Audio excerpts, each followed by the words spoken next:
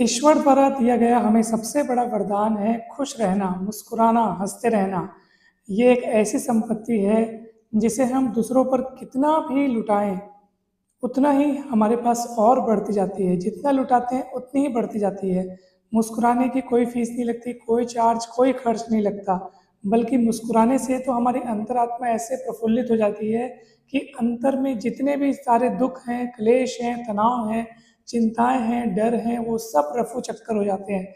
इसलिए जितना हो सके मुस्कुराएं, बिना बात के मुस्कुराएं, चेहरे को हमेशा खिलखिलाता रखें, स्वस्थ रखें, प्रसन्न रखें। मुरझाया हुआ चेहरा कभी भी अच्छा नहीं लगता है, इसलिए हमेशा खिलखिलाएं। यदि आपको हंसी नहीं आ रही है तब जानबूझ के खिलाएं, जानबूझ के हंसें, लेकिन अपने चेहरे को खिलखिलाता रखें।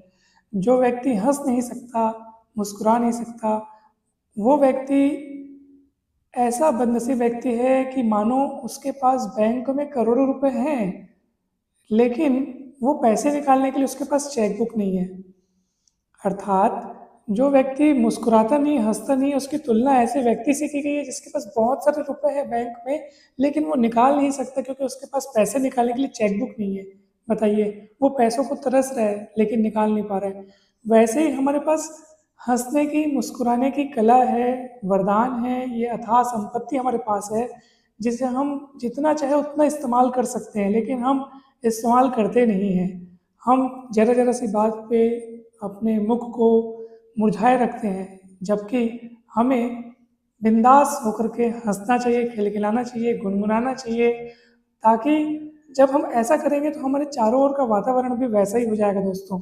आप देखेंगे कि यदि आपके आसपास कुछ लोग हैं और जब आप एकदम हंसते मुस्कुराते हुए बात करते हैं तो ऑटोमेटिक वहाँ का वातावरण भी खुशनुमा हो जाता है।